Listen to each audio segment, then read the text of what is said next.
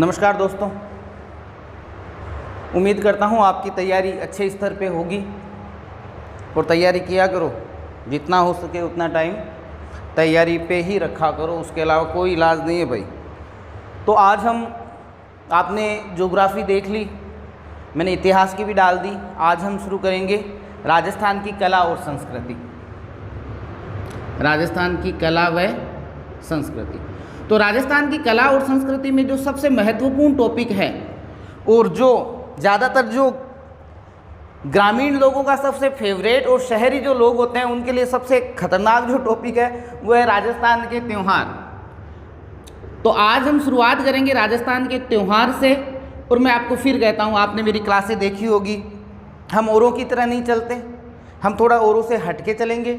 यहाँ आप सिर्फ राजस्थान के त्यौहार नहीं पढ़ोगे, त्योहारों के साथ जैसे कोई लोक देवता या हम उसका सारा का सारा एक बार का जो मोस्ट क्वेश्चन होते हैं अकॉर्डिंग जहाँ एग्जाम में पूछे जाते हैं, जैसे गोगा जी आ गए या तेजा जी आ गए, ठीक है, कोई मेला आ गया। जैसे पशु मेले मैंने करवाए नहीं थे, इसीलिए नहीं करवाए थे कि इस टॉपिक में वो सारे पशु मेले आ गए। तो पशु मेलों के साथ में हम विशेषताएँ भी एक साथ ही लिख देंगे। ऐसे नहीं है कि हम त्योहारों के हिसाब से बस याद कर लिया कि भाई गोगा नवमी कब आती है या ये त्यौहार कब आता है, ऐसा नहीं। गोगा नवमी के साथ गोगा जी से बनने वाले 7, 8, 10 क्वेश्चन जो अकॉर्डिंग एग्जाम, सारा नहीं पढ़ेंगे। सारा तो लोक देवता, लोक देवियाँ, संत संप्रदाय आपके सर क्या मेरे को पढ़ाना पड़ेगा आपको, तो हम वैसे पढ़ेंगे। तो आज हम पढ़ रहे हैं राजस्थान में त्यौहार। तो देखिए राजस्थान में त्यौहार जो है टॉपिक, उसमें आपको थोड़ा सा ध्यान रखना है। हमारे यहाँ के जो महीने हैं वो हिंदी महीने हैं, ठीक है, जनवरी फरवरी के हिसाब से नहीं होते त्यौहार। राजस्थान में जो त्यौहार होते हैं वो हमारे हिंदी महीने विक्रम संवत के अनुसार होते हैं। और विक्रम संवत को जो ग्रामीण क्षेत्र में हमें बहुत अच्छी तरह याद है, लेकिन शहरी क्षेत्रों में थोड़ी समस्या आती है क्योंकि उनका जो कल्चर है बच्चों का वो उस हिसाब से रहता है कि वो कभी ना तो व्रत ऐसा इतना रखते नहीं है, तो ध्यान में आता नहीं है। तो हमारे जो विक्रम संवत के जो महीने चलते हैं, पहले सबसे पहले महीने याद होना जरूरी है। तो ग्रामीण क्षेत्र में जो महिलाएं होती है ना, वो ठेठ मारवाड़ी में याद करती है उसको। जैसे हमारे यहाँ पे महीनों की शुरुआत होती है चैत्र से, तो 3 महीनों का आप कॉन्सेप्ट साथ में लो। चैत्र बैसाख जेठ, 3 महीने साथ याद करो। चैत बैसाख जेठ 3 महीने हो गए। पहला महीना चैत्र है, तो चैत बोलते हैं हम इसको। जब ग्रामीण में आप कभी ग्रामीण परिवेश में जाओ ना, तो वो आपको चैत्र नहीं कहेंगे, वो कहेंगे चैत। तो चैत बैसाख जेठ आषाढ़ सावन भादवो, 3 महीने अगले कौन से हो गए? आषाढ़ सावन भादवो। इनको याद करने का 3 कॉन्सेप्ट ये 3 में याद करो। चैत बैसाख जेठ आषाढ़ सावन भादवो, आसोज काती मिंगसर। देखो आसोज बोलते हैं, काती और मिंगसर, ये 3 महीने हो गए। और पो मा फागण, पो मा फागण, ये 3 महीने हो गए। तो एक बार का बोल के ट्राई करो। चैत बैसाख जेठ, चैत बैसाख जेठ आषाढ़ सावन भादवो, आषाढ़ सावन भादवो, आसोज काती मिंगसर, आसोज काती मिंगसर, पो मा फागण, पो मा फागण। वापिस बोलो। चैत्र बैसाख जेठ आषाढ़ सावन भादवो, आसोज काती मिंगसर, पो मा फागण। ये हमारे ग्रामीण क्षेत्र में इस हिसाब से इन महीनों को बोला जाता है। जो हमारे दादा दादी कह सकते हो, जो हमारी मम्मी कह सकती हो, वो शुद्ध हिंदी में नहीं बोलते, वो कहते हैं चैत को महीनों चाल रहा है, जेठ को महीनों चाल रहा है, या कहते वह सावन चाल रहा है। अब हम क्या करते हैं, जो हिंदी महीने हैं उस हिसाब से। तो चैत्र का मतलब होता है चैत्र, चैत का मतलब क्या होता है? चैत्र, ये पहला महीना। बैसाख, ये लो, बैसाख, एक मिनट, बैसाख ऐसे लिखना, हाँ बैसाख। चैत्र बैसाख, चैत्र और बैसाख है, करो सॉरी, चैत्र बैसाख ज्येष्ठ, ज्येष्ठ, जेठ को कहते हैं ज्येष्ठ। आषाढ़, आसोज, आषाढ़ मतलब आषाढ़ का आषाढ़ कर दो। श्रावण, ये श्रावण ऐसे लिखते हैं हम, वहाँ पे श्रावण बोलते हैं। भादवो, ये भाद्र पक्ष, भादवा का मतलब क्या हो गया? भाद्र पक्ष। आसोज, आसोज को आश्विन बोलते हैं अपन, आसोज को आप किस नाम से जानते हो? आश्विन। कार्तिक, कार्तिक को कहते हैं कार्तिक, हिंदी में हम कार्तिक कहते हैं और हमारे मारवाड़ी में कार्तिक कहते हैं। मिंगसर, मिंगसर का मतलब मार्गशीर्ष, मार्गशीर्ष ये महीना है। ठीक है। पो से कौन सा आता है? पोष माह। माघ से माघ, ये माघ महीना आता है। और फागण, फागण का मतलब क्या होता है? फागण, फागण का मतलब फाल्गुन। ये लीजिए, ये सबसे पहले तो आप 12 महीने शुरुआत हमेशा ध्यान रखें, पहला जो कदम है वो अच्छी तरह उठना ज़रूरी है।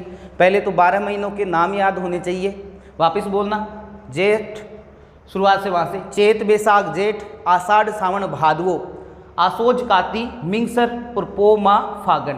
हिंदी महीने की बात करें, चैत्र कहते हैं, इसको बैसाख कहते हैं, जेठ का ज्येष्ठ होता गया, आषाढ़ का आषाढ़ कर दो, सावन, सावन जो है मारवाड़ी सावन बोलते हैं, भादवो, भादवा को मतलब भादवा, भाद्र पक्ष, भादवे के जो महीने चलते हैं, आसोज आश्विन माह, हम मारवाड़ी में आसोज बोलते हैं, आसोज का ऐसे आज से मिल जाएगा, काती, काती का मतलब कार्तिक महीना, मिंगसर का मतलब मार्गशीर्ष, पो का मतलब पोष, माह का मतलब माघ महीना, और फागण का मतलब कौन सा महीना हो गया आपके?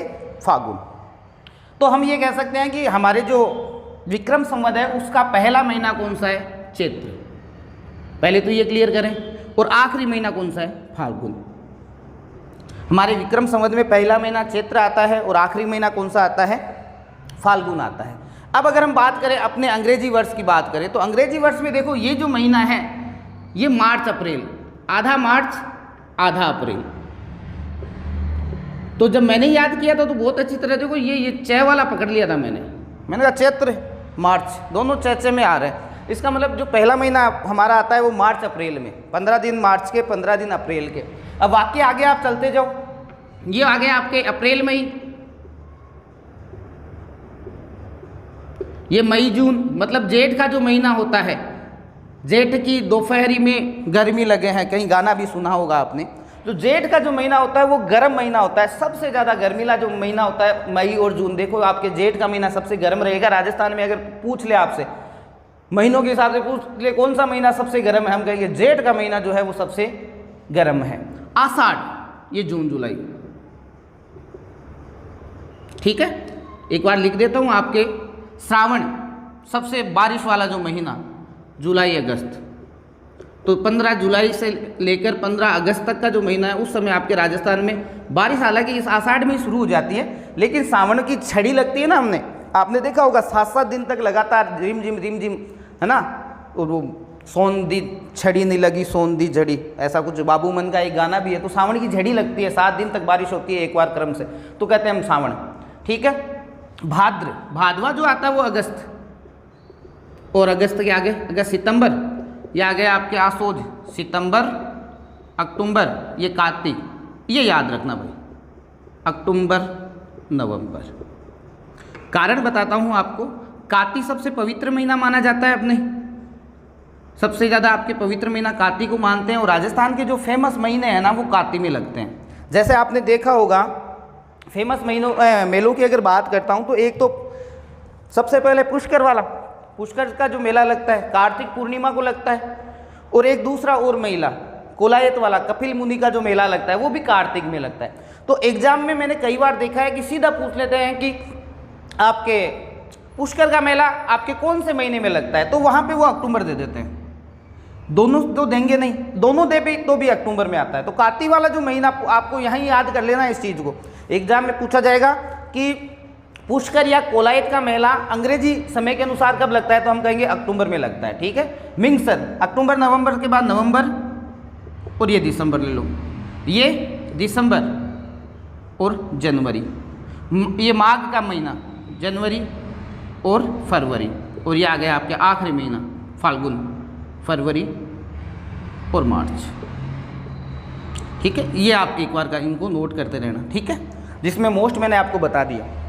ये कार्तिक का महीना अक्टूबर में याद कर दो, लगभग हो सकता है क्वेश्चन आपके यहीं से आ जाए, एक आना हो। तो ये आपके 12 महीने हो गए विक्रम संवत के अनुसार। अब देखिए अपना जो अंग्रेजों वाला जो समय अभी चल रहा है, जिसको आप 2022 जो कह रहे हो, ये जो समय की गणना है ये आपके सूर्य की गति के आधार पे की गई है। जबकि हमारे जो हिंदी महीने हैं जिसमें आपके ये नाम चैत बैसाख जेठ आषाढ़ सावन भादो आसोज काती मिंगसर पोमा फागण, 5-4 बार बोलना आप भी। ये जो महीने हैं ये चंद्रमा पे आधारित है। तो हमारा जो विक्रम संवत है, हम विक्रम संवत के बारे में पढ़ेंगे। ये जो विक्रम संवत है ये सबसे पहले आपको ध्यान रखना है, ये किस पे आधारित है, आपके चंद्रमा पर आधारित है, ठीक है। और अभी वाला जो चल रहा है जैसे 2022 जो चल रहा है, इससे हम हमेशा 57 साल आगे चलेंगे।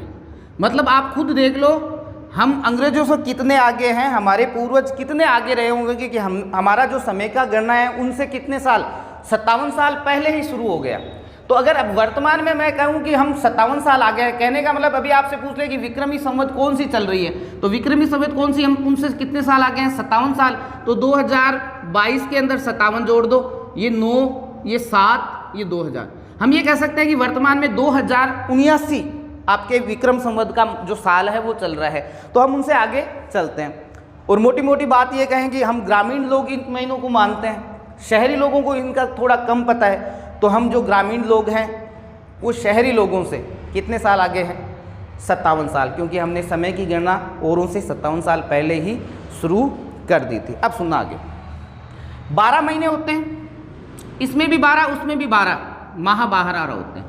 अब उसमें क्या है, कई महीना 29 का होता है, कई 30 का होता है, कई 31 का होता है, कई 28 का होता है। लेकिन हमारे हिंदू महीने में जिसको हम विक्रम संवत का जो भी महीना होगा वो 29.5 दिन का होगा।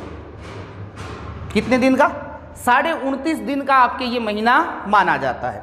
तो 29.5 के हिसाब से अगर मैं कहूँ तो यहाँ पर जो अंग्रेजी महीने हैं उसमें आप 365 दिन मानते हो, और हमारे यहाँ पे अगर हम निकालें तो देखो कितने दिन निकलते हैं भाई, 354 दिन। मतलब विक्रम संवत का जो साल होता है उसमें कुल दिन कितने होते हैं, 354, और अंग्रेजों वालों में कितने होते हैं, 365, कई बार 366। तो हम ये कह सकते हैं मोटे मोटे रूप में हम कितने, लगभग कितने दिन का गैप हो गया, 10 दिन का। मतलब हर साल हम अंग्रेज जो ये आपके चल रही है उससे हम हर साल 10 दिन पीछे हो जाते हैं, हर साल 10 दिन पीछे हो रहे हैं। क्यों, क्योंकि हमारे साल के जो दिन हैं विक्रम संवत में वो साल के दिन कितने आते हैं, 354, और उनके कितने आते हैं, 365। तो 10 दिन का गैप हो गया।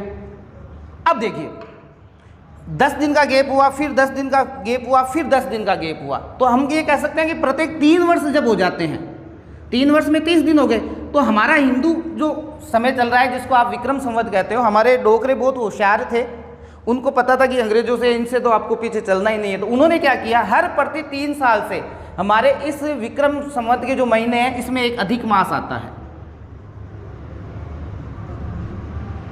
क्या आता है, अधिक मास। 3 साल के बाद हर 3 साल से 1 महीना हम एक्स्ट्रा जोड़ देते हैं, मतलब 13 महीने कर देते हैं। हर तीसरा जो साल होगा विक्रम संवत का उसमें महीने 13 होंगे, और 13वां महीना कौन सा होगा, अधिक मास। ठीक है, थोड़ा आप ध्यान से देखना। पहले मैं यहाँ बता देता हूँ। देखिए अब इनको आप कॉन्सेप्ट को क्लियर करने के लिए कि भाई 29.5 दिन सर महीने में हम कैसे करें, तो आपने देखा होगा आपकी दादी या नानी कई बार कहते हैं कि इस बार है ना छठ 2 है, इस महीने में छठ कितनी है, 2 है। कई बार आपने सुना होगा 7, 8 सागे है, 7 और 8 का आएगी सागे, मतलब एक ही दिन का मायने 2, और एक दिन बढ़ जावे जब आप कहें करा 2 छठा कर दिया कि अब क्या कहेंगे 2 6 छठा जगह 2 है, या कई बार हम कहेंगे 7, 8 का आएगी सागे। तो ये आधा दिन का गैप न कहीं पूर्ण करवा वास्ता है अपना जगह बढ़ेरा, अपना जगह पूर्वज बिल्कुल कॉन्सेप्ट सही कर गया कि भाई 1 महीना को जी गैप है, मतलब ये आधा दिन का गैप के वास्ते कहीं करे, कदे तो छठ 2 बार लिया हुआ और कदे कहीं करे एक दिन ज़्यादा पूजा हुआ है, मानो 30-31 पूग रहा है, तो ऐसे में वो क्या करेंगे 7 और 8 को साथ में कर देते हैं। तो ये आधे दिन का गैप हम पूर्ति कर लेते हैं, और ये 10 दिन के गैप को हम कितने साल से पूर्ति करते हैं, 3 साल से। प्रत्येक 3 साल के बाद विक्रम संवत में प्रत्येक 3 साल के बाद आपके एक अधिक वर्ष आता है, उसको अधिक मास बोलते हैं, प्रत्येक 3 साल के बाद आता है, और इस 10 दिन के गैप को हम पूरा करके वापस बराबर आ जाते हैं। अब ये भी जो आपने सुना होगा हिरण्याकश्यप के बारे में कहा जाता है कि उसने भगवान से जो आशीर्वाद मांगा था, उसने कहा था कि वो ना दिन में मरे ना रात में मरे, ना अस्त्र से ना शस्त्र से, और कहा कि न मैं 12 महीने में मरूं, कि 12 महीने में कोई सा ऐसा महीना नहीं होना चाहिए जिसमें मैं मरूं। तब उसने बहुत सारा ज़्यादा पाप कर दिया था, तो भगवान ने क्या किया, कॉन्सेप्ट क्लियर कर दिया, मतलब कॉन्सेप्ट एक नया बना दिया कि एक काम करो भाई 12 महीने में नहीं बनता है, 13वां महीना बना दो अपने। तो 13वां महीना कौन सा बनाया था, अधिक मास, हर 3 साल से आता है। और कहते हैं कि इस महीने में क्या है कि पाप बहुत ज़्यादा बढ़ गया था। इसी महीने में हिरण्यकश्यप का भी वध किया था, क्योंकि ये 13वां महीना था। वो 12 महीने में नहीं मरेगा, लेकिन 13वां भगवान श्री कृष्ण ने 13वां, आप कह सकते हो विष्णु भगवान ने 13वां वर्ष महीना भी आपके बना दिया, और उस 13वें महीने का नाम दिया गया अधिक मास, और इसी में हिरण्यकश्यप की भी मृत्यु हुई थी। कहते हैं कि पाप ज़्यादा बढ़ जाता है इस महीने में, इसलिए अधिक मास वाला जो महीना आता है प्रत्येक 3 साल में, उस दिन सबसे ज़्यादा दान पुण्य किया जाता है। सबसे ज़्यादा दान पुण्य वाला जो महीना होता है वो अधिक मास। तो ये सामान्य सी हमारी जानकारी होनी चाहिए। हमारा विक्रम संवत जो है वो चंद्रमा पे आधारित है, ठीक है। हम 57 साल आगे चल रहे हैं, अंग्रेज़ों वाला जो समय है जनवरी फरवरी, उससे 57 साल आगे है। 12 महीने उनके, 12 महीने ही हमारे होते हैं। उनके महीने के दिन अलग अलग हो सकते हैं, हमारे फिक्स रहते हैं, 29.5 दिन होते हैं। और इस आधे दिन के गैप को पूरा करने के लिए हम कई बार 7 या 8 है 7 में कर देते हैं, कई बार एक ही महीने में 2 6 कर देते हैं या 7 कर देते हैं, जो भी है। उनके 365, हमारे दिन कितने होते हैं? हमारे 357 दिन ही होते हैं। तो ये जो 10 दिन का गैप है उसको पूरा करने के लिए हम प्रत्येक 3 साल के बाद में 1 महीना एक्स्ट्रा जोड़ देते हैं। उस एक्स्ट्रा महीने का नाम होता है अधिक मास। इस अधिक मास में हिरण्यकश्यप की मृत्यु भी हुई थी। इस अधिक मास में सबसे ज़्यादा दान पुण्य भी किया जाता है। यहाँ तक क्लियर? चलिए एक बार का आप देख लें, फिर मैं मिटा के आगे चलता हूँ।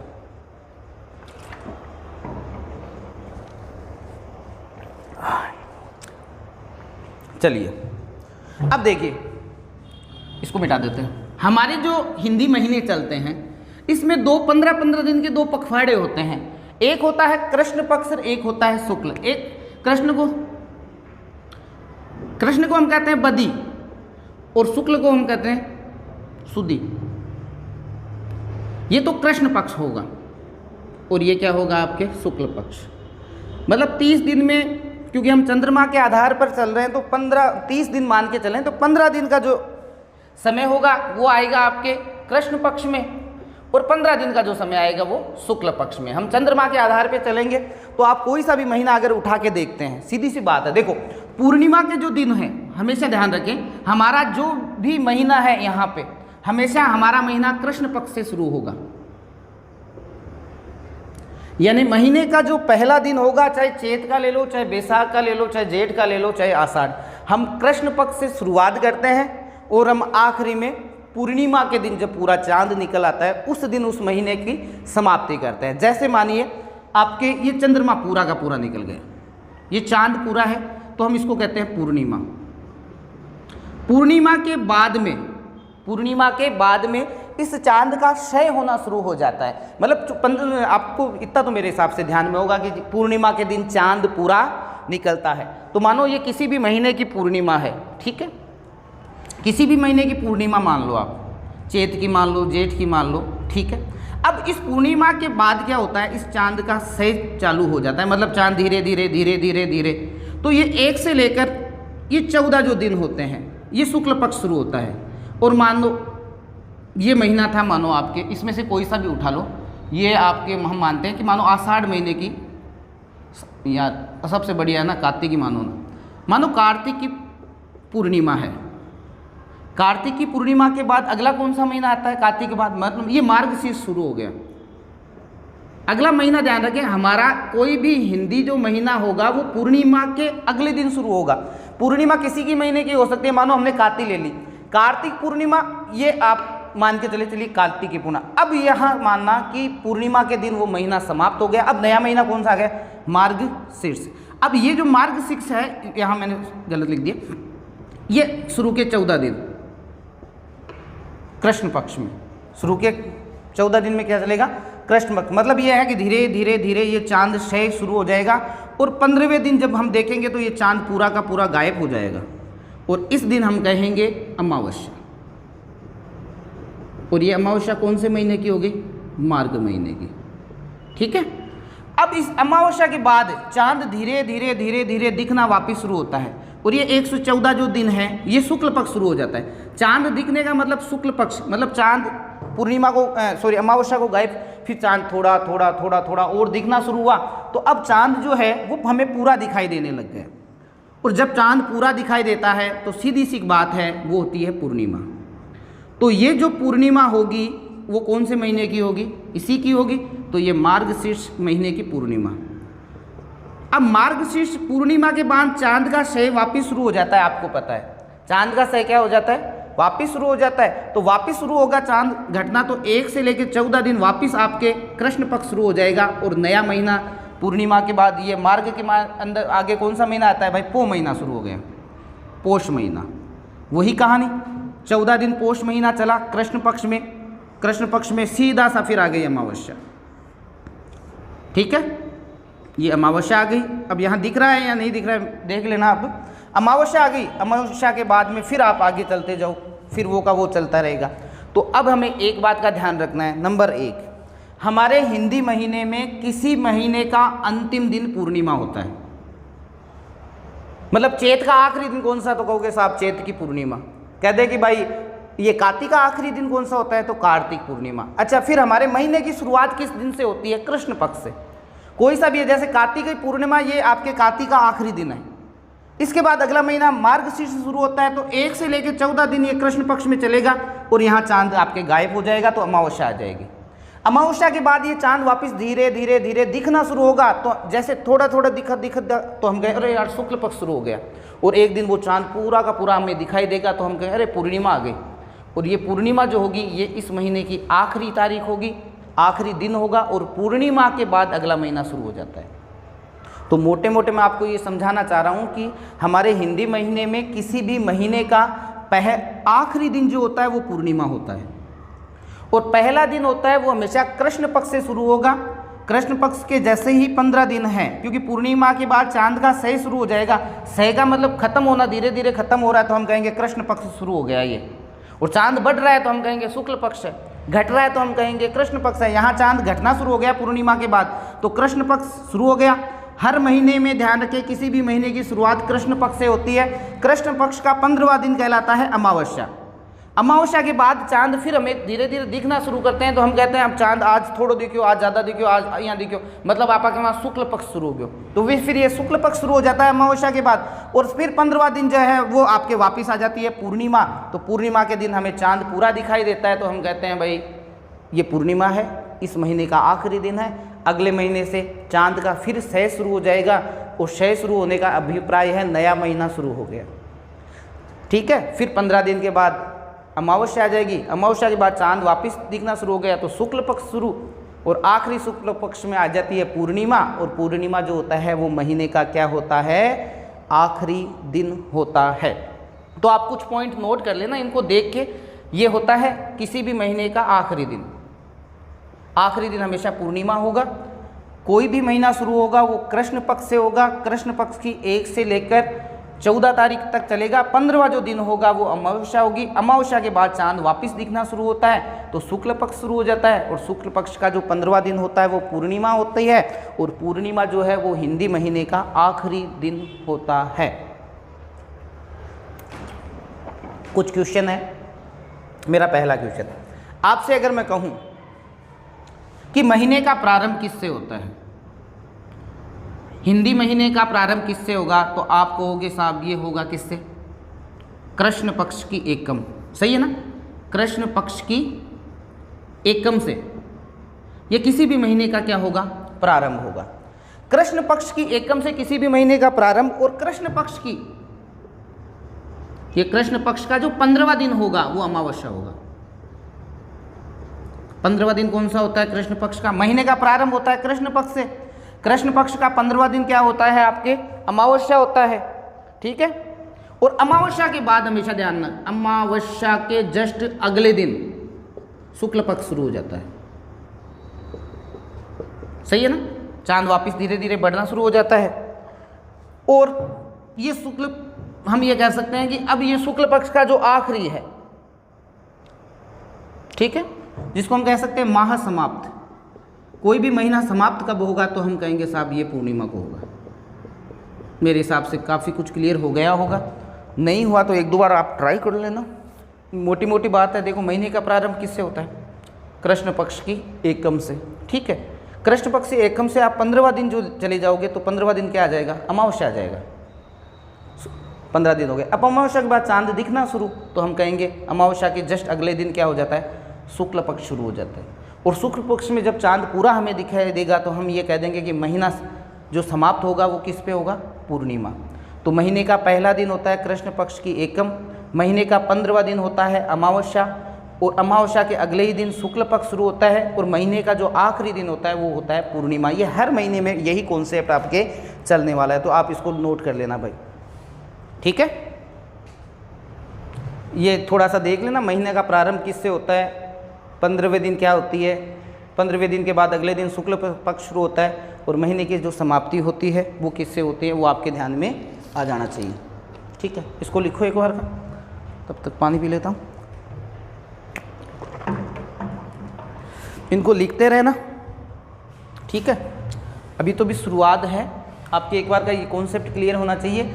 ये इधर वाला और इधर वाला, आपके बदी सुदी वाला थोड़ा ध्यान रख लेना। महीने की शुरुआत किससे होती है, अंत किससे होता है। महीने की शुरुआत कृष्ण पक्ष से, अंत हमेशा ही पूर्णिमा से होगा, और पूर्णिमा से अंत होगा तभी तो अगला जो दिन है वो कृष्ण पक्ष का शुरू हो जाएगा। तो ये है कहानी आपके इन महीनों की, और सामान्य जानकारी आपको हो गई थी, तो एक बार बोल के देखना रे। चैत बैसाख जेठ, चैत बैसाख जेठ आषाढ़ सावन भादवो, आसोज काती मिंगसर पो माह फागण। एक बार वापस बोलो, चैत्र बैसाख जेठ आषाढ़ सावन भादवो, आसोज काती मिंगसर पो माह फागण, पो माह फागण। तो ये तो हमने सामान्य जानकारी महीनों की प्राप्त कर ली। अब देखिए राजस्थान में त्योहारों का प्रारंभ और अंत, अभी हाल ही में वीडियो के सारे एग्जाम में पूछा गया था। हमारे यहाँ पे कहा जाता है कि देखो तीज तिवारा बावड़ी ले डूबी गणगौर, तीज तिवारा बावड़ी और ले डूबी गणगौर। तीज त्योहारा बावड़ी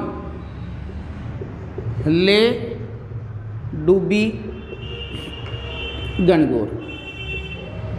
अब मैं यहाँ से 3-4 क्वेश्चन बनेंगे भाई, आपके सबके ध्यान में है, मुझे पता है, इसमें तो आपके कोई टेंशन नहीं है। तीज त्योहारा बावड़ी, हम ये कहते हैं कि तीज जो है ये हमारे राजस्थान में त्योहारों का, बावड़ना का मतलब वापिस होना यानी प्रारंभ होता है। तीज त्योहारा बावड़ी और ले डूबी गणगौर, हम ये कह सकते हैं गणगौर जो है ये त्योहारों का अंत है। इसके बाद कुछ महीनों का गैप होगा, त्योहार नहीं आएंगे। गणगौर के बाद सजला तीज आएगी। अब यहाँ से आपको क्या देखना है, ये तीज कौन सी है, यही तो है ना। तो ये है आपके श्रावण, शुक्ल तृतीया, सावन की शुक्ल तृतीया, श्रावण शुक्ल तृतीया, सावन की जो शुक्ल तृतीया है जिसको आप छोटी तीज कहते हो। तीज भी कौन सी होती है, छोटी तीज। अब मुझे आप बताओ, ये सावन में तो बारिश ही बारिश होती है, तो हरियाली हरियाली होती है, तो हम इसको कहते हैं हरियाली तीज। हरियाली रहेगी आपके, तो इसको हम क्या कहेंगे, हरियाली तीज के नाम से भी इसको हम देखेंगे, ठीक है। ये इसके 2 नाम हो गए। अब आप सुनना, और ले डूबी गणगौर, अंत जो है वो गणगौर पे होगा, तो गणगौर भी है वो चैत्र की शुक्ल पक्ष की तृतीया होती है। शुक्ल पक्ष की क्या हो गई, तृतीया। मोटी मोटी बात समझ में आएगी। अब देखिए क्वेश्चन कहाँ से पूछा जाता है, ये तो आपको पता ही है, इनके बारे में हम आगे विस्तार से चर्चा करेंगे। अगर मैं एग्जाम में क्वेश्चन करता हूँ कि राजस्थान में त्योहारों का प्रारंभ, राजस्थान में त्योहारों का प्रारंभ किस महीने से माना जाता है, आपको उत्तर देना होगा सावन। समझ रहे हो, क्योंकि सावन से त्योहार प्रारंभ हो रहे हैं। ये सीधा क्वेश्चन है, कॉन्सेप्ट क्लियर कर रखना कि राजस्थान में सावन का जो महीना है इससे त्योहार शुरू हो रहे हैं। वापस देखना, और ले डूबी गणगौर, आपसे पूछ ले कि राजस्थान में, ये वीडियो में आया था कि किस महीने में त्योहारों की समाप्ति मानी जाती है। तो त्योहारों की जो समाप्ति मानी जाएगी, हम त्योहार पढ़ रहे हैं, तो त्योहारों की जो समाप्ति मानी जाएगी वो किस महीने में मानी जाएगी, चैत्र में। एक क्वेश्चन तो ये हो गया कि राजस्थान में त्योहारों का प्रारंभ कब से माना जाता है, तो हम कहेंगे साहब त्योहारों का जो प्रारंभ होता है वो सावन से होता है, क्योंकि छोटी तीज से होता है, श्रावण शुक्ल तृतीया, और हरियाली होती है तो उसको हम हरियाली तीज भी कहते हैं। आपको कैसे कि त्योहारों का अंत किस महीने में होता है, तो हम कहेंगे साहब चैत्र में होता है। अब यहाँ से देखना एक क्वेश्चन, यहाँ आप कंफ्यूज कहाँ होते हो, देखो वो पूछ लेता है कि विक्रम संवत किस माह से शुरू होता है? तो विक्रम संवत जो है वो किस माह से शुरू होता है? तो वो चैत से शुरू होता है। विक्रम संवत किस माह को समाप्त होता है? तो फाल्गुन से होता है। मतलब ये पहला महीना है और ये क्या हो गया आपके 12वां महीना। भाई आपसे कहे अंग्रेजी महीने की शुरुआत किस से होती है, तो आप कहोगे साहब अंग्रेजी महीने की शुरुआत जनवरी से होती है। आपसे पूछे खत्म कब होता है, तो आप कहते हो दिसंबर। चैत्र हमारी जनवरी है। तो विक्रम संवत का जो आपके कहे कि प्रारंभ किस महीने से होता है, तो आप कहोगे चैत से होता है। आपसे पूछे खत्म कब होता है, तो ये हमारा दिसंबर है। फाल्गुन में है जो 12वां महीना है, इस दिन हमारा विक्रम संवत का आखिरी महीना है। लेकिन त्यौहार से अलग कॉन्सेप्ट है। आपसे पूछते त्यौहार कब प्रारंभ होते हैं, तो हम कहेंगे त्यौहार तो प्रारंभ साहब सावन से होते हैं, क्योंकि तीज त्योहारा बावड़ी, तीज जो है वो त्योहारों को वापस लेके आती है। बावड़ना हम कहते हैं पाछो बावड़ जा, मारवाड़ी में एक शब्द है बावड़ना। कोई व्यक्ति जा रहा है गुस्से से जा रहा है, पाछो बावड़ जा रहा है, तो पाछो बावड़नों को मतलब वापस लौटना। तो ये तीज तो त्योहारों को लेके आती है, लेकिन ये गणगौर के साथ ही त्योहार क्या हो जाते हैं, समाप्त हो जाते हैं। तो ये 2-3 आप प्रश्न और लिखो कि त्योहारों का प्रारंभ जो है वो सावन महीने से होता है, त्योहारों की समाप्ति है वो चैत्र महीने में होती है। फिर यहाँ से लिखोगे विक्रम संवत का जो प्रारंभ महीना है वो चैत्र है, जिसका मतलब आप यहाँ एक लिख दोगे और समझना चाहो तो जनवरी लिख देना। और विक्रम संवत का आखिरी जो महीना है वो कौन सा है, फाल्गुन। मोटी मोटी कहानी ये है, इसको आप ध्यान से देख लेना। तो हम अब आज त्योहारों की चर्चा करेंगे। वैसे तो हमारा जो विक्रम संवत का पहला जो महीना है वो चैत्र है। कौन सा है, चैत्र। लेकिन क्या है कि हम त्यौहार पढ़ रहे हैं ना, तो हम सबसे पहले तीज से शुरू करेंगे, यानी सावन के। तीज त्योहारा बावड़ी लेडूबी गणगौर, ये दोनों को नोट कर लेना। चैत्र शुक्ल तृतीया को गणगौर आती है, आगे और पढ़ेंगे इसके बारे में। तीज वाला ये पहला त्यौहार है, तो हम यहाँ से शुरू कर देते हैं। तो सबसे पहले हम सावन पक्ष में, आपको पता है कि हम कृष्ण पक्ष से, हमें क्योंकि महीने की शुरुआत किससे होती है, कृष्ण पक्ष से, 1 से लेकर 15 दिन, ठीक है। लेकिन कृष्ण पक्ष से हमें लेना देना नहीं है, क्योंकि हमें पढ़ना है शुक्ल पक्ष। और कौन सा महीना पढ़ रहे हैं, श्रावण। तो सावन में देखिए शुक्ल पक्ष, और शुक्ल पक्ष में पहला राजस्थान का जो त्योहार आता है उसको कहते हैं छोटी तीज। छोटी तीज ये हरियाली होती है इस महीने में, इसलिए इसको हरियाली तीज भी कहते हैं। तीज नाम आ ही गया है, शुक्ल पक्ष आप पढ़ ही रहे हो, तो शुक्ल तृतीया तो मैं ऐसे ही लिख देता हूँ, शुक्ल तृतीया, और महीना आपके ऊपर लिखा हुआ है तो आप लिखोगे श्रावण। श्रावण की जो शुक्ल तृतीया होती है उस दिन मनाया जाता है छोटी तीज का त्यौहार, हरियाली तीज जो कहते हैं। देखिए मौसम बड़ा सुहाना होता है, मौसम बड़ा सुहाना नहीं होता है क्या, रिमझिम बारिश हो रही होती है। तो इस समय इस सावन की तीज में देखो जो लड़कियां क्या करती है, ये बागों में झूले डालती है।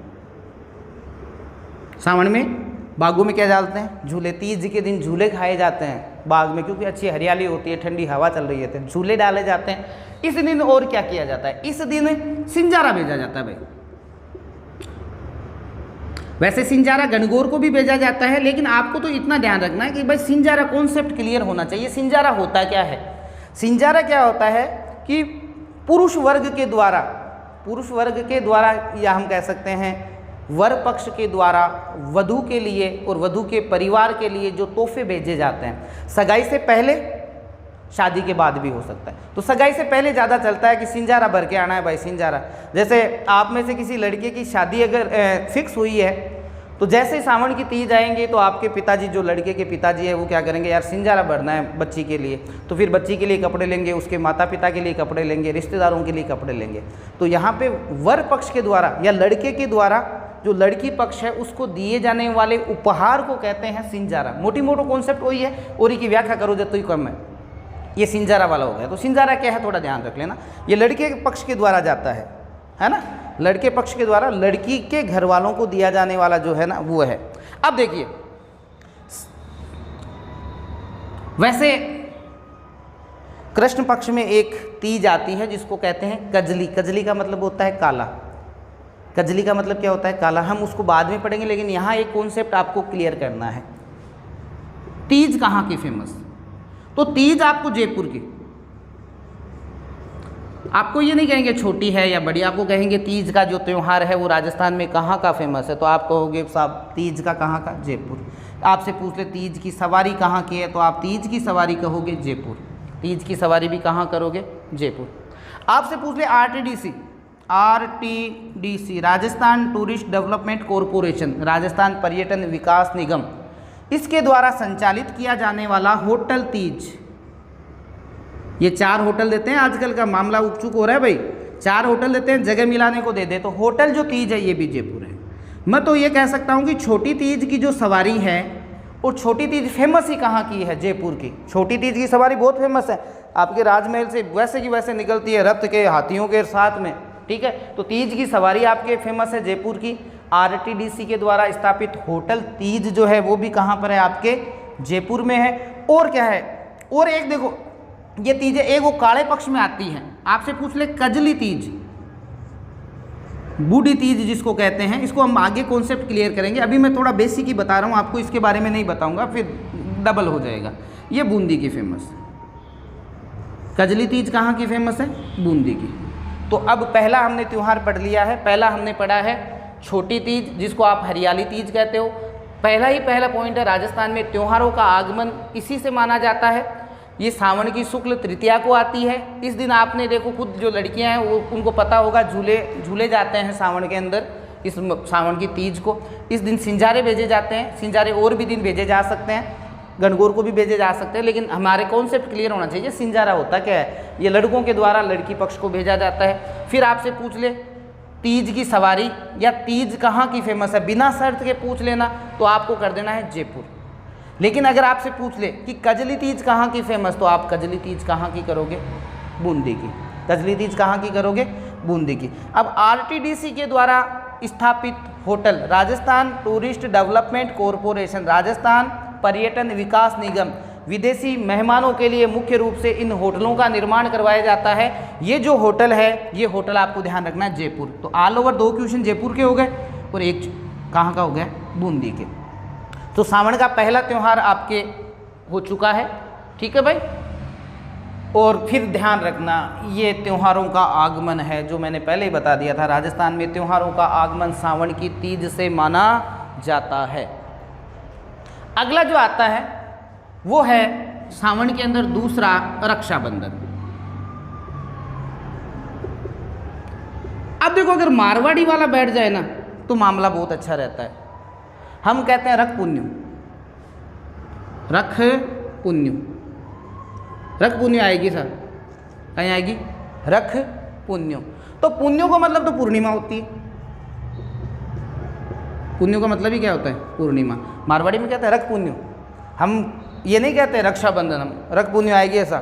तो रख पुण्यों का मतलब क्या कह रहे हैं, पुण्यों का मतलब कहीं हो गया, पूर्णिमा, पुण्यो पूर्णिमा, और रख का मतलब रक्षाबंधन। तो रख पूर्णिमा या रक्षा जो बंधन का जो त्यौहार है वो पूर्णिमा में आता है। कब आ गया, तो आप कहोगे सावन की। सावन की जो पूर्णिमा होती है इस दिन मनाया जाता है आपके रक्षाबंधन। और रक्षाबंधन में आपने एक चीज़ देखी होगी, हर भाई के हाथ में बहन जो है वो एक नारियल जरूर रखती है, रखती है नहीं रखती। हर घर में 10 मेंबर हैं तो 10 नारियल, 15 है तो 15 नारियल। इसीलिए इस रख पुण्य वाली जो ये पूर्णिमा है इसको नारियल पूर्णिमा कहा जाता है। आपके एग्जाम में पूछ ले आपसे कि नारियल पूर्णिमा कब आती है, तो नारियल का सीधा संबंध आप रक्षाबंधन से स्थापित करो। आप खुद देखोगे आपके घर में सबसे ज़्यादा अगर नारियल किसी दिन लाए जा रहे हैं तो वो नारियल लाए जाएंगे कब, रक्षाबंधन के दिन। आप अपने भाई के लिए या आपकी बुआ जी जब आती है आपके पिताजी के लिए जो लेके आती है नारियल, तो कन्फर्म है इस दिन नारियल का ढेर लग जाता है। इसीलिए इसको हम क्या कहते हैं, नारियल पूर्णिमा। तो देखो रक्षाबंधन तो अगर आता ना तो आप आराम से वैसे भी कर देते, और इसको हिंदी से याद, मारवाड़ी से रखो रख पुण्यु, तो पूर्णिमा में आता है।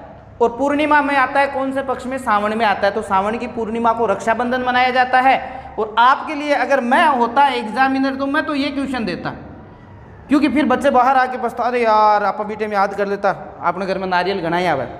तो इसको क्या कहते हैं भाई, नारियल पूर्णिमा भी कहते हैं। अब सुनिए, इसमें से एक क्वेश्चन जो इतिहास से है, एक क्वेश्चन कहाँ से है, इतिहास से। कैसे, एक इतिहास में महत्वपूर्ण घटना घटी थी और वो हुआ था चित्तौड़ का दूसरा साका, सेकंड साका। ये साका हुआ था 1534 में। यहाँ के जो शासक थे वो थे विक्रमादित्य। छोटी आयु में थे विक्रमादित्य जो थे ये, ठीक है। विक्रमादित्य की माँ का नाम था कर्मावती। यहां पर अटैक करता है बहादुर शाह,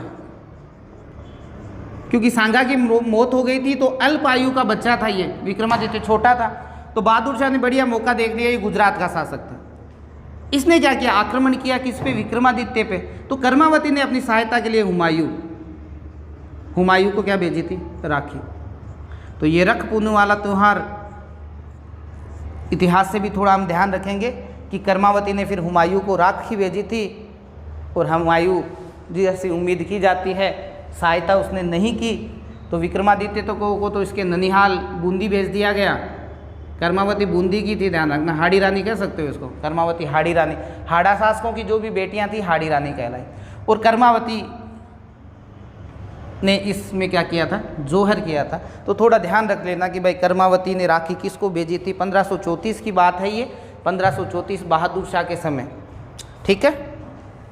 सज्जा और सीहा दो सेनापति वीरता के साथ लड़ते हुए, सज्जा और सीहा ये दो वीर सेनापति थे जो वीरता के साथ लड़ते हुए वीरगति को प्राप्त हुए।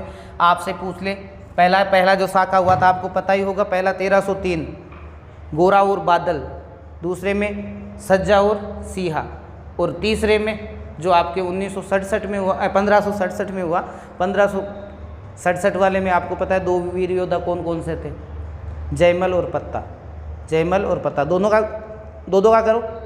पहले में 1303 में कौन थे, गोरा बादल, दूसरे में सज्जा सीहा, दो का नाम याद करो, और तीसरे में जयमल और पत्ता। ये तीन कॉन्सेप्ट आपके ध्यान में रहने चाहिए। तो ये थोड़ा सा इधर वाला भी देख लेना। सज्जा सीहा का आप संबंध पूछ ले तो चित्तौड़ के दूसरे साके से है। कर्मावती ने हुमायूं को राखी भेजी थी और विक्रमादित्य को यहाँ से भेज दिया था बूंदी। तो ये है आपके दो त्यौहार आते हैं। अब आपको पता है क्या आ गई, पूर्णिमा। और पूर्णिमा क्या होता है, महीने का अंतिम दिन। तो हम ये कहते हैं कि सावन का जो शुक्ल पक्ष है उसमें दो त्यौहार आ गए, एक छोटी तीज आ गई और एक रख पुन्यो आ गई। और सावन से अगला कौन सा शुरू हो जाता है भाई, बोलो देखे, चैत्र वैशाख जेठ आषाढ़ सावन भादवो आसोज काती मिंगसर पो माह फागण। चैत वैशाख जेठ आषाढ़ सावन भादवो, तो भादवा को मतलब है भाद्र, भादवे का महीना भाद्र। अब भादवे में आपको पता है कि महीने की शुरुआत हमेशा किससे करोगे आप, कृष्ण पक्ष से। महीने की शुरुआत हमेशा किससे होती है, कृष्ण पक्ष से। कृष्ण पक्ष का 15वां दिन होता है। कृष्ण पक्ष का 15वां दिन क्या होता है, अमावस्या। अमावस्या के बाद वापस चांद दिखना शुरू, शुक्ल पक्ष। और महीने का जो अंत होता है वो शुक्ल पक्ष में होता है। और शुक्ल पक्ष की कौन सी में होता है, आपके पूर्णिमा में होता है। शुक्ल पक्ष की किस में होता है, आपके पूर्णिमा में। देखिए कृष्ण पक्ष का पहला ही जो त्यौहार है, आपको एक तो मैं और बता देता हूँ, इसमें आप एक कॉन्सेप्ट क्लियर कर दूंगा मैं, थोड़ा सा आप देखते रहना, बहुत आसानी से याद हो जाएगा। एक 3 का पहाड़ा बोलना है, जितने में ये सारे के सारे भादवे वाले सारे के सारे त्यौहार आ जाते हैं, ठीक है। देखिए इस कृष्ण पक्ष का पहला जो त्यौहार है ये कहते हैं बड़ी तीज। बड़ी का मतलब कहीं हुए रहे, बड़ी जगह घर में बूढ़ी, इसको बूढ़ी तीज भी कहते हैं।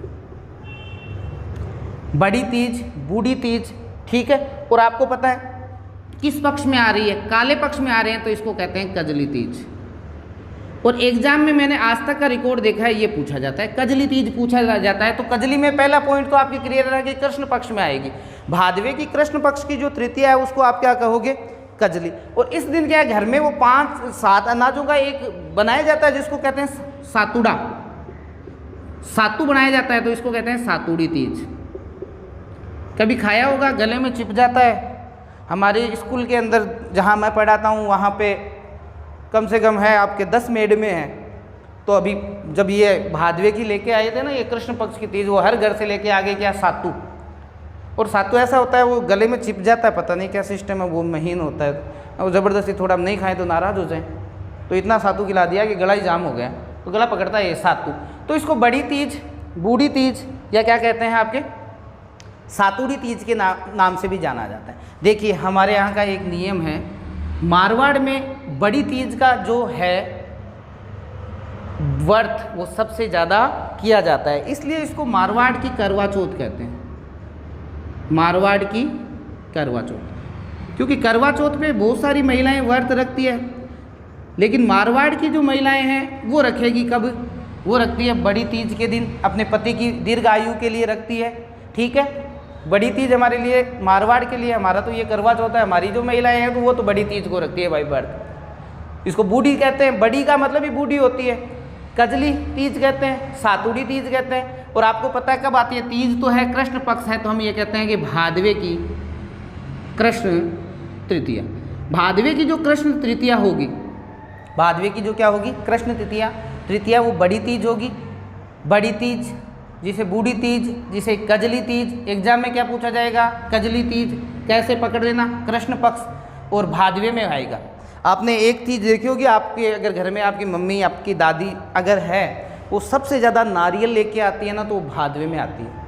क्योंकि राजस्थान के लगभग जितने भी बड़े लोक देवता हैं, लोक देवियाँ हैं, वो सारा का सारा सिस्टम हमारे भादवे में होता है। भादवे में तो हर, मेरी जो दादी थी वो मेरे को हर दूसरे दिन, जा रणजीत जा नारियल दे रहा, हर दूसरे तीसरे दिन नारियल। तब मेरे ध्यान में उसी समय आ गया था, मैं कह रहा ये इस महीने में सबसे ज़्यादा नारियल मंगाते हैं। तो त्यौहार सबसे ज़्यादा जो आपके एग्जाम में आते हैं वो भादवे के आते हैं। आप देख लेना उठा के, रिकॉर्ड तोड़ आते हैं, भादवे से पूछे जाते हैं। क्योंकि भादवा महीना अगर आपके क्लियर है ना, तो आपके आगे का कॉन्सेप्ट क्लियर अपने आप ही हो जाएगा। भादवे में सबसे ज़्यादा है, तो इसको मारवाड़ का क्या कहते हैं? मारवाड़ का करवा चौथ। अब इसमें एक वो भोजन महिलाओं के द्वारा किया जाता है, याद रहे तो ठीक है, नहीं तो कोई ज़रूरी नहीं है, इतना कुछ नहीं है। महिलाओं के द्वारा जो सुबह नाश्ता किया जाता है उसको धमोली कहते हैं। धमोली याद हुआ तो ठीक है, छोड़ दीजिए, नहीं तो ये तो की खास को नहीं। तो मारे साहब वो तो देखो एक माने पूछ भला है कहीं है ठंडा है कि त्यौहार पूछ रहे हैं ना, तो इसकी तारीख पूछेंगे कि भाई बताइए बड़ी तीज कब आती है। छोटी तीज अभी आपने पढ़ी ली थी। छोटी तीज वो सावन शुक्ल तृतीया, जिसको आप हरियाली तीज कहते हो, सावन की शुक्ल तृतीया एकमात्र ऐसी तीज है जो कृष्ण पक्ष में आएगी। इसलिए पूछा जाता है कृष्ण पक्ष की जो तृतीया होती है भादवे की, उसमें कौन सी चीज आती है आपके? क्लियर कर लिया। अब देखिए अगला इसका जो त्योहार है वो है उब और छठ। उब छठ महिलाओं के लिए सबसे ज़्यादा जो परीक्षा वाला जो आप कह सकते हो त्योहार है वो उब छठ है। जैसे ही सूरज अस्त होता है महिलाएं खड़ी हो जाती है, उब भी होना, उब हो जाए किसी का सहारा लेके, और जब तक चांद नहीं दिखे तब तक वो महिलाएं क्या है? खड़ी रहती है। और इसको हम कहते हैं क्या? उब छठ। तो मैं तो एक बात और बता देता हूँ आपको, ये उब छठ भी आपको पता है कृष्ण पक्ष पढ़ रहे हैं, छठ आई चुकी है, तो हम कहेंगे भाद्र कृष्ण षष्ठी। भादवे की जो कृष्ण षष्ठी होगी उस दिन आएगी उब छठ। भादवे की जो कृष्ण षष्ठी आएगी उस दिन क्या आएगी भाई? उब छठ। क्लियर है। चांद का बड़ा महत्व होता है, इसीलिए इसको चंद्र षष्ठी भी कहा जाता है। चांद का बहुत महत्व होता है इस दिन, इसलिए इसको क्या कहते हैं? चंद्र षष्ठी। इसी दिन आपके भगवान श्री कृष्ण के बड़े भाई बलराम जी का जन्म हुआ था। तो इसी ये ध्यान रख रहे हैं, ये बलराम जी का जो जन्म है वो इसी दिन हुआ था। और आपको ध्यान रखना है इसी दिन बलराम जयंती मनाई जाती है, जन्म हुआ था। अब आपको पता है बलराम जी का जो मुख्य आपके कह सकते हो उनका जो हथियार था या जो भी काम था वो था हल, इसलिए इसको कहते हैं हल षष्ठी। इसके नाम याद रखें। इसकी कहानी यार वो फालतू की मेरे पास नहीं है कि वो एक बार ऐसा हो गया था चांद नहीं दिखा था और फिर महिलाओं ने क्या किया, चांद नहीं दिखा था कुछ नहीं है, बैड हो गया, काम सलट गया उनका। लेकिन हमें इतना ही ध्यान रखना है, फालतू की बातों में टाइम वेस्ट नहीं करना। उब छठ कब आती है? भादवे की कृष्ण षष्ठी को आती है, महिलाएं खड़ी रहती है। ठीक है, एक बार ऐसा हो गया था, चांद नहीं दिखा था, हो जाते हैं पंडित जी कोई ना कोई उपाय बता देते हैं। चलो छोड़ो कहानी। आपके काम की चीज़ कौन सी है? देखो मैं अगर एग्जामिनर होता, आपको ध्यान रखना है चंद्र षष्ठी भी कहते हैं, आपसे पूछ ले चंद्र षष्ठी कब आती है, ठीक है, और मेरे हिसाब से आपसे पूछा जाएगा हल षष्ठी। उब छठ वाला जो है वो सबके ध्यान में है। आप खुद सोचो ना कि उब छठ जो है वो महिलाओं के लगभग सबके ध्यान में है कि भादवे की कृष्ण षष्ठी को हम उब छठ मनाते हैं, लगभग के ध्यान में है। लेकिन हल षष्ठी वाला जो है ना, ये मेरे को अच्छा लगता है क्वेश्चन। अगर मैं होता तो मैं ये उपछट की जगह हलषष्ठी देता, तो बच्चे इसमें ज़रूर जिनका पढ़ा हुआ होगा उनके लिए ये गोल्डन चांस है। ये तो रटी रटाई चीज़ है, अगर मैं नहीं भी बताता तो आप रट लेते। रटने वाला सिस्टम नहीं चलता। कभी भी एग्ज़ाम में आप हमेशा देखें, आप सोचते हो कि रट के तो ऐसे ऐसे विद्वान बैठे हैं जिनको आप 50 पुस्तकें दे दो कि भाई इनमें से एक भी क्वेश्चन बाहर नहीं जाएगा, वो रट लेंगे। लेकिन पेपर कभी रटने से हल नहीं होता, पेपर कभी भी रटने से हल नहीं होता। आपको ध्यान रखना है हल षष्ठी वाला, हल षष्ठी का ध्यान रख लेना है। बलराम जी की जयंती है, बलराम जी की क्या है भाई आपके जयंती है। क्लियर है, मोस्ट है, इसको मोस्ट लगाएं हल षष्ठी। अब देखिए एक दिन का गैप दे दो तो सप्तमी, अगले ही दिन हो जाएगी जन्माष्टमी। मतलब बलराम जी से एक दिन बाद भगवान श्री कृष्ण का जन्म हुआ था, और ये हुआ था आपके भादवे की कृष्ण अष्टमी। तो आ ही गया, भादवे की कृष्ण अष्टमी जो है, इस दिन आपके जन्म किन का हुआ था? भगवान श्री कृष्ण का। अब देखिए इससे 15 दिन आगे चले जाओ आप, राधा अष्टमी, ये भी भादवे में ही आती है, ये आती है शुक्ल पक्ष में, और शुक्ल पक्ष की अष्टमी, एक 15 दिन का अंतर था। राधा जी का जो जन्म हुआ था वो कृष्ण जी से आपके 15 दिन के लगभग आपके आगे हुआ था। ये भादवे की कृष्ण पक्ष में जन्मे थे, और राधा जी भादवे की कृष्ण शुक्ल पक्ष में जन्मे थे। वो गाना आता है ना, यशोमती मैया से बोले नंद लाला, राधा क्यों गोरी मैं क्यों काला। तो भाई जी आप काले इसलिए हो कि आप कृष्ण पक्ष में जन्मे हो, राधा गोरी इसलिए है कि वो शुक्ल में जन्मी है। याद रह जाएगा, राधा क्यों गोरी, क्योंकि गोरी इसलिए है क्योंकि वो शुक्ल पक्ष में जन्मी है। और कृष्ण क्यों काले, क्योंकि काले इसलिए है कि आप किस में जन्मे हो भाई, आप जन्मे हो कृष्ण पक्ष में। तो मैंने एक उसका साथ इसलिए लिखा दिया था कि दोनों का संबंध हो जाएगा, ये शुक्ल पक्ष में है और ये किस में है आपके कृष्ण पक्ष में। जन्माष्टमी के बारे में तो मुझे ज़्यादा आपको बताने की आवश्यकता नहीं होगी, थोड़ा आप ज़रूर देख लेना। मैं एक बार यहाँ लिख देता हूँ। एग्जाम में कई बार पूछ लिया जाता है कि निम्न में से वह लोक देवता, निम्न में से वह लोक देवता जिनका जन्म जन्माष्टमी के दिन हुआ। राजस्थान में ऐसे 2 लोक देवता हैं भाई जिनका जन्म कृष्ण भाद्र कृष्ण अष्टमी को हुआ था, जन्माष्टमी को हुआ था। इसको हटा देता हूँ। एक तो है आपके नंबर 1 जो संत है वो तो नाम है उनका जाम्बोजी। जाम्बोजी का जो जन्म है वो कृष्ण जन्माष्टमी के दिन हुआ था। और हमारा सौभाग्य है कि जाम्बोजी का जन्म हमारे नागौर के पीपासर में हुआ था। पीपासर कहाँ है? नागौर। थोड़ा देख लेना, लोक देवताओं में भी काम आ जाएगा कि जाम्बोजी का जन्म जो हुआ था वो आपके कहाँ हुआ था? जाम्बोजी का जन्म हुआ था पीपासर में। और पीपासर कहाँ है? पीपासर है आपके नागौर में। एक आपके मेहाजी मांगलिया, मेहाजी जो मांगलिया है इनका भी जन्म कब माना जाता है? जन्माष्टमी के दिन माना जाता है। जन्माष्टमी कब आती है? भादवे की कृष्ण अष्टमी। और इनका जो जन्म है वो बापनी गांव है, बापनी गांव है जोधपुर, यहाँ पे हुआ था। तो थोड़ा देखना, मेरे हिसाब से ये जो थोड़ा ध्यान में रहना चाहिए। जाम्बोजी हमारे बहुत ही फेमस लोक देवताओं में है ना, तो इनका थोड़ा आप जाम्बोजी का ज़रूर देखें भाई। जाम्बोजी का जन्म पीपासर में हुआ था और कृष्ण जन्माष्टमी के दिन हुआ था। और एक पीर है शक्कर पीर बाबा, शक्कर पीर बाबा, नरहड़ पीर कहते हैं इसको, नरहड़ पीर के नाम से जाना जाता है। चिड़ावा, इनका जो उर्स लगता है, चिड़ावा झुंझुनू, इनका जो उर्स लगता है वो जन्माष्टमी को लगता है। क्लियर है? उर्स जो भी है देख लेना। इनका जो उर्स लगता है वो कब लगता है? जन्माष्टमी। तो 3 पॉइंट हमें ध्यान रखना है। 3 पॉइंट कौन कौन से ध्यान रखने हैं? नंबर 1 आपको ये ध्यान रखना है, नंबर 1 जन्माष्टमी कब आती है? तो जन्माष्टमी भादवे की कृष्ण पक्ष की अष्टमी को आती है। भगवान श्री कृष्ण का जन्म हुआ था। भगवान श्री कृष्ण के जन्म से 15 दिन बाद आपके राधा जी का जन्म हो गया। तो ये शुक्ल पक्ष में है, यहीं पे याद कर लो दोनों का संबंध स्थापित करके। राधा जी गोरी ये हो गए काले, कृष्ण और शुक्ल में तो दोनों यहाँ हो जाएगा। फिर हम थोड़ा सा आगे और थोड़ा पढ़ लेते हैं कि जन्माष्टमी के दिन राजस्थान में और क्या क्या होता है। कि भाई जाम्बोजी जो है लोक देवता कहाँ के? पीपासर हमारे नागौर के जो है इनका जन्म भी आपके कब हुआ था?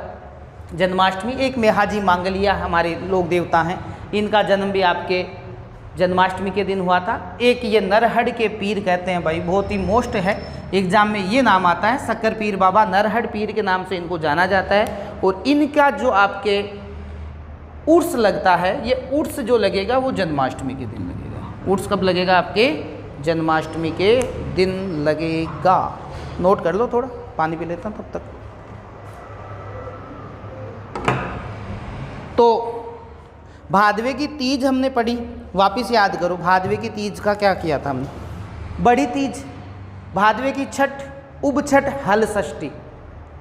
उब छठ, हल षष्ठी, बलराम जयंती याद रहे तो ठीक है, नहीं तो हल षष्ठी आप जरूर याद रखना। फिर मैंने आपको बता दिया था। अब आ जाओ आप अष्टमी। अष्टमी में आपके कृष्ण भगवान का जन्म हुआ था भादवे की।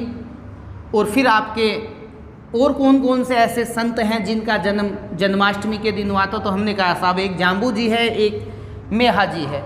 अच्छा, इनका भी और कोई ऐसे मुस्लिम संत जो जन्माष्टमी से संबंधित है? हम कहेंगे साहब नरहड़ के पीर शक्कर पीर बाबा जो है, उनका उर्स जो है वो जन्माष्टमी को लगता है। ये एग्जाम में पूछे जाने वाले क्वेश्चन है। पहली बात तो ये है, आप इतने दिनों से मुझसे जो जुड़े हुए हैं, पुराने जो भी स्टूडेंट हैं, आपको पता है कि मैं यहाँ पे जो बताता हूँ वो सारा मोस्ट होता है, तो आप छोड़ने की कोशिश ना करें, ये सारे याद करने हैं इधर वाले। अब लो भाई, अगला जो आपके भादवे के कृष्ण पक्ष का सबसे महत्वपूर्ण जो त्यौहार आने जा रहा है वो आप जरूर याद करेंगे, और वो है गोगा नवमी।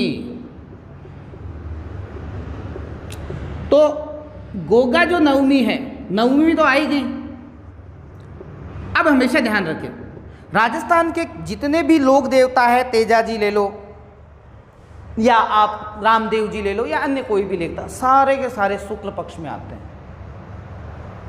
एक गोगा जी ऐसे लोक देवता है जो किस में आते हैं? कृष्ण पक्ष में। अगर आपने अपना गांव देखा है, गांव के अंदर अगर खेजड़ी का वृक्ष देखा है, आप वहाँ पे देखोगे या इनका मंदिर देखोगे तो आपको इनके मंदिर पे सांप जरूर दिखाई देंगे।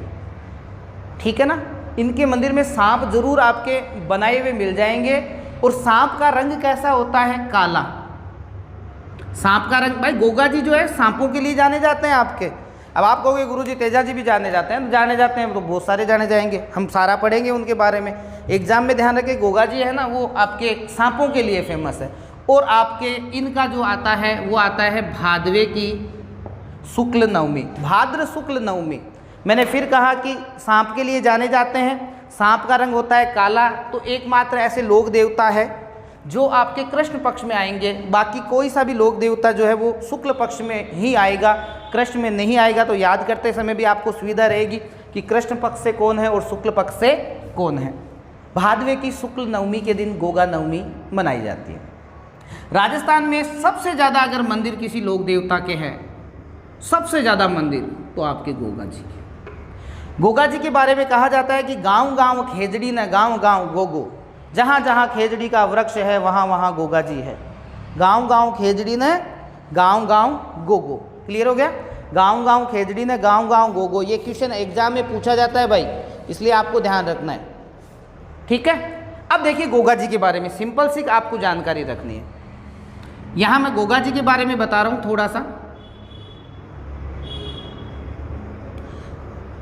गोगा जी का जो जन्म हुआ था, ठीक है, गोगा जी का जो जन्म हुआ था वो गोरखनाथ जी के आशीर्वाद से हुआ था। इसीलिए इनका नाम भी देखो गो से रखा गया, और इनके घोड़े का नाम भी गोगा बप्पा। मतलब कहने का मतलब तीनों पॉइंट्स एक जैसे हैं। गुरु का नाम आसानी से याद हो जाएगा, गोरखनाथ जी, गोगा जी, और घोड़े का नाम गोगा बप्पा। अब इनकी माता पिता जो हैं उनके बारे में आप ज़रूर देख लेना। और एक क्वेश्चन जो अकॉर्डिंग एग्जाम आपके पूछा जाता है वो मैं आपको बता देता हूँ। राजस्थान के वह लोक देवता जो एक कवि भी थे, सॉरी यार ना गोगा जी का, सॉरी, राजस्थान के वह लोक देवता जिन्होंने मोहम्मद गजनवी, राजस्थान के वह लोक देवता जिन्होंने मोहम्मद गजनवी के साथ युद्ध किया था, तो वो थे गोगा जी। गोगा जी के बारे में मैंने आपको पहले ही बता दिया था। अगर आपने भटनेर का दुर्ग देखा, भटनेर का मतलब हमने पढ़ी थी आपके घग्गर नदी, मैंने वही बता दिया था कि गोगा जी मोहम्मद गजनवी जो है उसने भी आक्रमण किया था भटनेर पे, और वहाँ पे जो युद्ध हुआ था कहते हैं कि गोगा जी के साथ भी हुआ था। तो मोहम्मद गजनवी ने गोगा जी के साथ युद्ध किया, और मोहम्मद गजनवी ने इनकी वीरता को देखकर कहा यार ये तो साक्षात देवता है, और साक्षात देवता को कहा जाता है जाहर पीर। तो मोहम्मद गजनवी के द्वारा जाहर पीर की जो उपाधि है वो किसको दी गई थी भाई? जाहर पीर की उपाधि किसको दी गई थी? गोगा जी।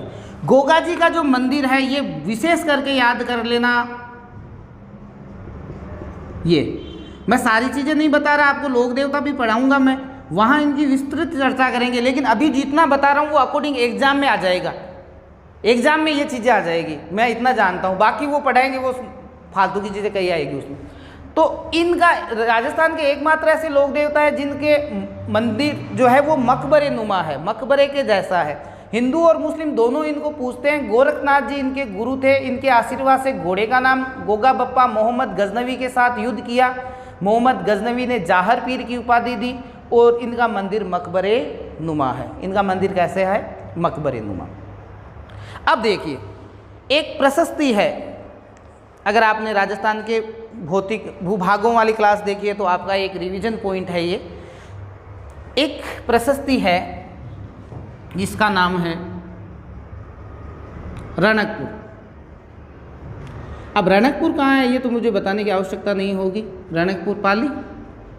तो ये जो रणकपुर प्रशस्ति है, इस रणकपुर प्रशस्ति के अनुसार गोगा जी अपने भाई अर्जन और सुरजन से, मौसेरे भाई थे ये, अर्जन और सुरजन, गोगा जी अपने मौसेरे भाई अर्जन और सुरजन से युद्ध करते हुए वीर गति को प्राप्त हुए।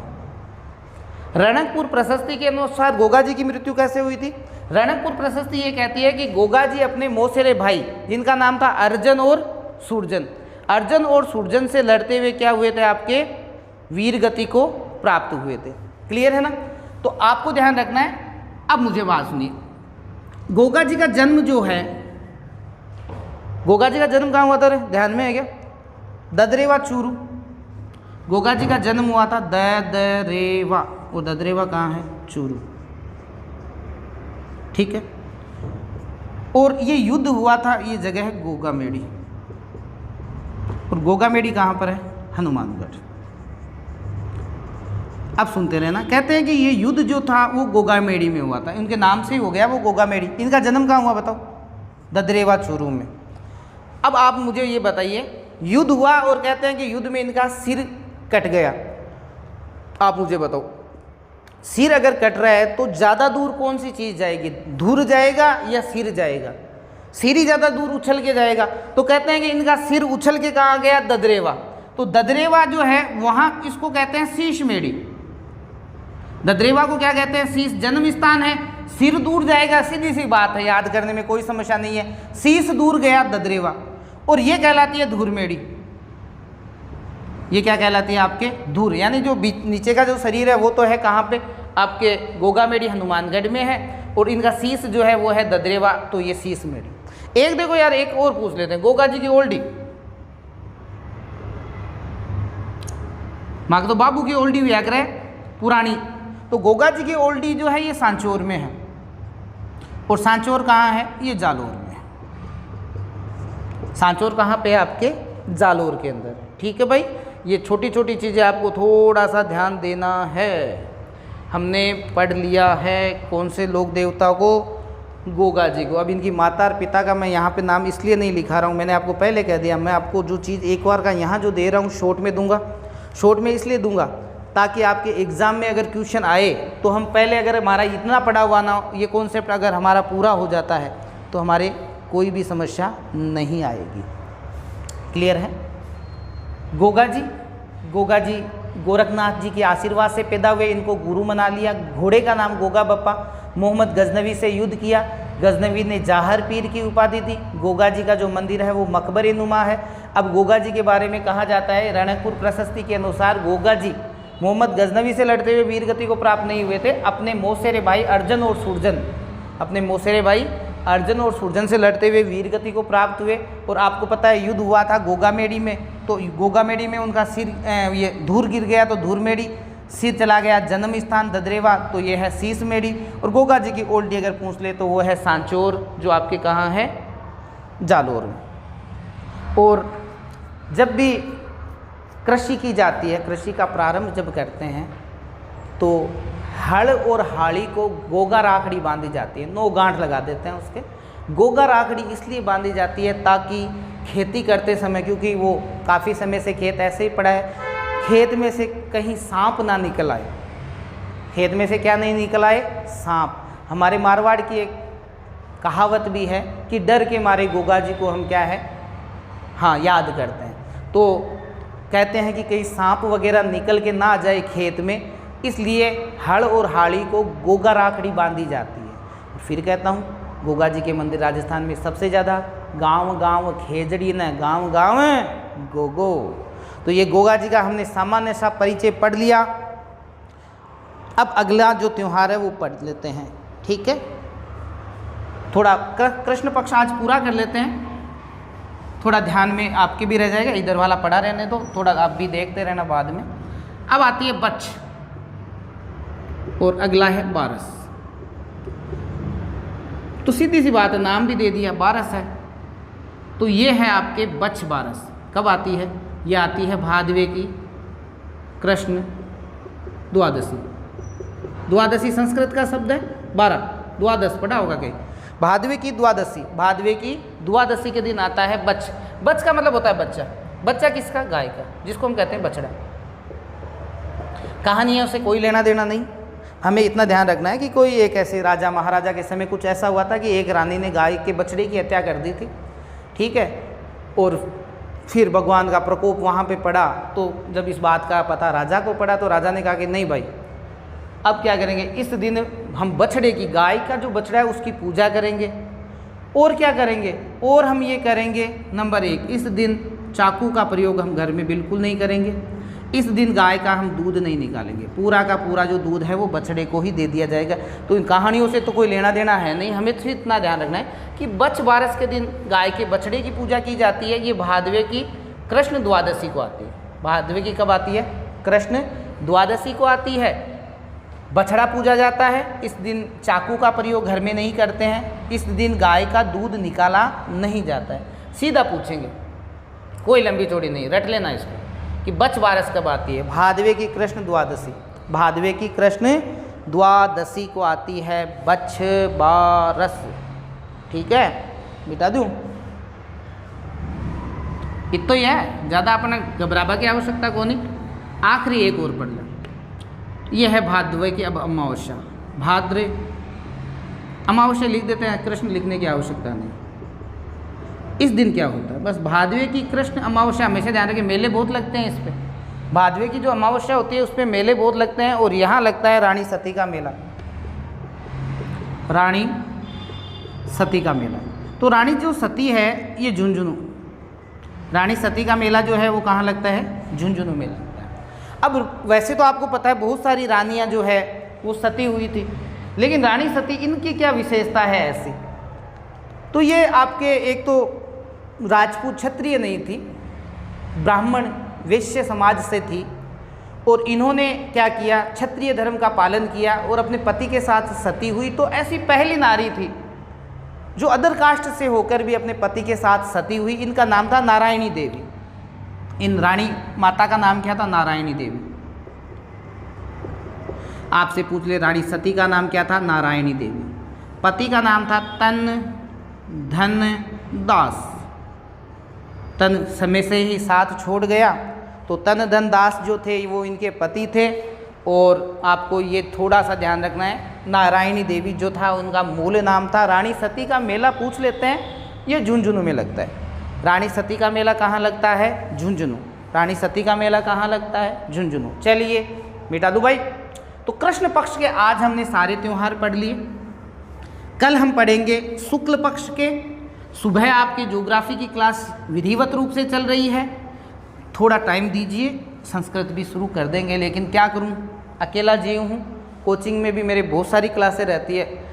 आपको जानकर बड़ा ही हैरानी होगी कि मैं कोचिंग में कला और संस्कृति नहीं पढ़ाता, क्योंकि मुझे इतना टाइम ही नहीं मिलता है। मैं इतिहास भी नहीं पढ़ाता, मैं सिर्फ ज्योग्राफी पढ़ाता हूँ। ज्योग्राफी में मेरे सारी क्लासें हैं वो व्यवस्थित हो जाती है। लेकिन आपको अच्छा मिले, आपको अच्छा मिले इसलिए देखो ये एक्स्ट्रा जो अभी जो समय है ना, रात की अभी बज रहे हैं, देखो रात की लगभग 8:30 9 बज गए, कोई नहीं है कोचिंग में, आपके लिए क्लास बना रहा हूँ यार। तो वो भी कला संस्कृति जो मैं नहीं पढ़ाता। हालांकि ऐसा नहीं कि पढ़ाई हुई नहीं है, लेकिन अभी क्या है कि टाइम इतना कम रहता है मेरे पास कि कला संस्कृति है या इतिहास की मैं क्लासें लेता नहीं। हाँ, टच में ज़रूर रहता हूँ, स्कूल में रहता हूँ तो पढ़ता तो रहता ही हूँ, उसमें कोई दो राय है नहीं। त्यौहार, मेले, लोक देवता, लोक देवियाँ, चित्रशैली, इस सारे टॉपिक मैं आपके करवा दूँगा। आप याद रखेंगे कि आपको एक ठीक ठाक सर मिल गए थे जिन्होंने आपको कभी मिसगाइड नहीं किया, आपको अच्छी तैयारी करवाई। ठीक है, अब देखिए हम भादवे के बारे में पढ़ रहे थे और भादवे का हम पढ़ रहे थे भाद्र का कृष्ण पक्ष। अब आप देखना, खुद देखो, भादवे के कृष्ण पक्ष के जो त्यौहार आते हैं 3 के पावड़े से ले लो, 3, 6, 9, 12, 15, याद आराम से हो जाएंगे। ये क्या है, तो भादवे का कृष्ण पक्ष है, ये होगी आपके बड़ी तीज। अब ले लो छठ, उब छठ,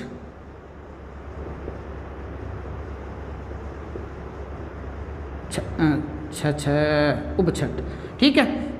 9 गोगा नवमी, 12 बछ बारस, अमावस्या रानी सती का मेला,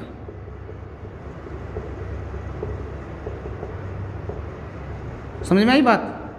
आप इसको आराम से याद कर सकते हो, 3, 6, 9, 12 और एक हो जाए 15, 3 को यहाँ भादवा का कृष्ण पक्ष लिख लो, कहाँ समस्या है, शॉर्ट में देखो। अब जैसे त्योहार तो आप यहाँ ऐसे याद कर सकते हो, वो जो हमने लिखा है मानो तेजा जी, गोगा जी, जो भी हम आगे लिखेंगे वो हमारा कॉन्सेप्ट क्लियर होने के लिए है। बाकी आपको सीधा पूछ ले बड़ी तीज, सातुड़ी तीज, बूढ़ी तीज, कजली तीज कब आती है, तो आप कहोगे कि ये आती है भादवे की कृष्ण पक्ष की तृतीया।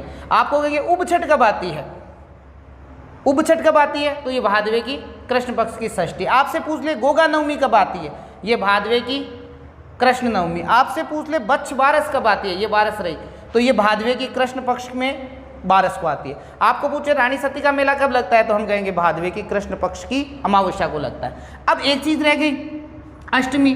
तो भादवे की कृष्ण जो अष्टमी है, जिसको आप कहते हो जन्माष्टमी, ये जन्माष्टमी भगवान श्री कृष्ण का जन्म है, ठीक है।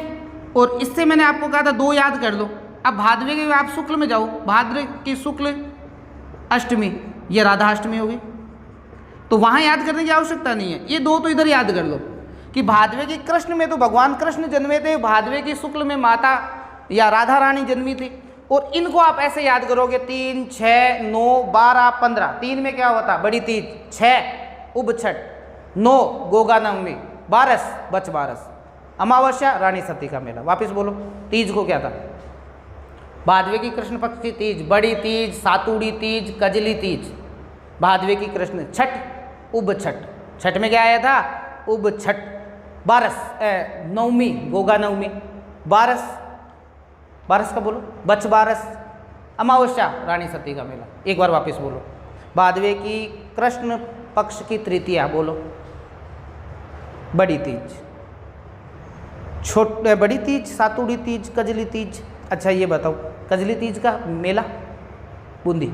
हाँ आगे चलिए, बारस छठ उब छठ, भादवे की कृष्ण षष्ठ, नवमी गोगा नवमी, बारस बछ बारस, बारस कौन सी, बछ बारस। और आखिरी रह गया कौन सा बताओ, आखिरी क्या है, आखिरी में आपके ध्यान में आना चाहिए कौन सा, अमावस्या रानी सती का मेला। नाम था नारायणी देवी, पति का नाम तन धन दास।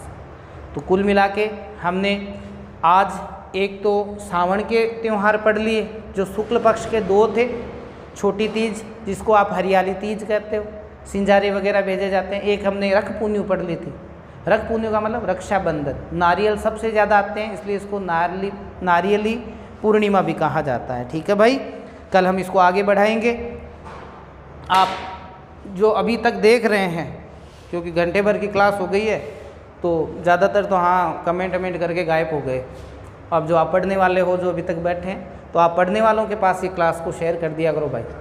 आप देखते हो लाइक लुइक के 15 मिनट की क्लास नहीं हुई, वेरी नाइस सर। अरे भाई 1 घंटा पहले देख तो सही, 15 मिनट में तेरे को क्या पता चलता है कि नाइस है कि वेरी नाइस है या बेकार है।